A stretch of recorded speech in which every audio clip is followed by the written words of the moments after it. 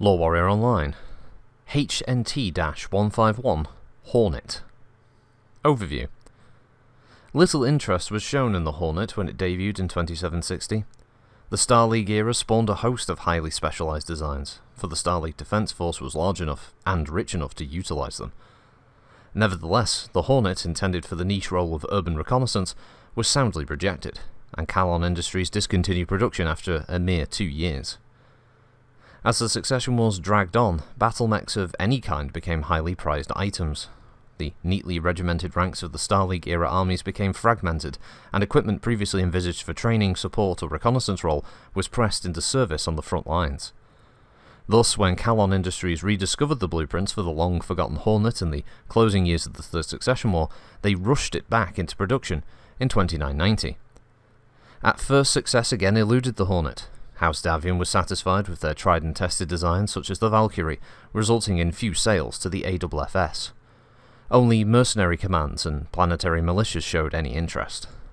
It was Wolf Dragoons who demonstrated the Hornet to its best use during their bloody feud with House Kurita.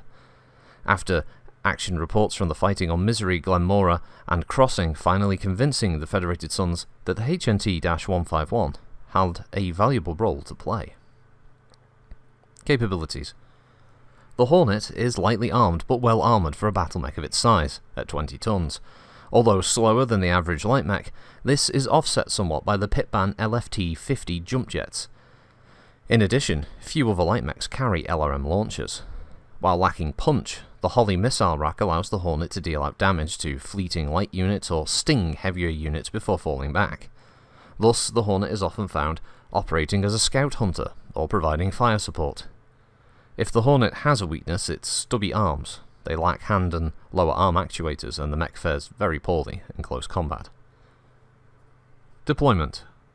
Mercenary commands continue to use the Hornet, and Wolf Dragoons use the mech in their reconstruction efforts following the Fourth Succession War. The AFFS has now taken an interest in the Hornet, using it extensively in the Draconis, Crucis, and Capellan March militias. The designs also started to find its way into the ranks of the Avalon Hussars and Crucis Lancers. A battalion from Kurita's 8th Sword of Light raided the Davion world of Tishomongo in 3034, which was the site of several manufacturers of agricultural machinery.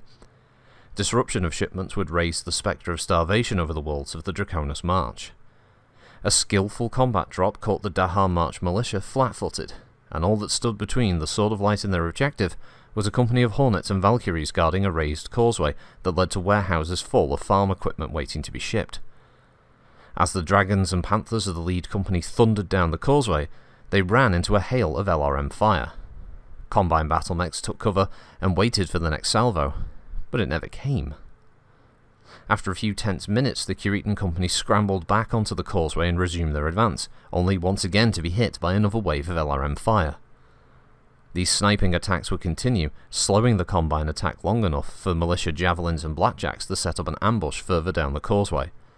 The combined LRM and SRAM fire would decimate the attackers. Variants. Never manufactured as a production model, the HNT-152 is a common field modification. It replaces the Holly LRM system with a Holly SRM-4 system instead. Notable MechWarriors. MechWarrior Robert Gray. Solitary and moody away from his mech, Robert Gray is a hunter who comes alive in battle. Spending long hours stalking other mechs, Gray revels in outwitting and outmaneuvering heavier units. A member of the elite McKinnon's Raiders, also known as the Fox's Teeth, Gray received his Hornet as a reward for his actions on Tikhonov during the Fourth Succession War.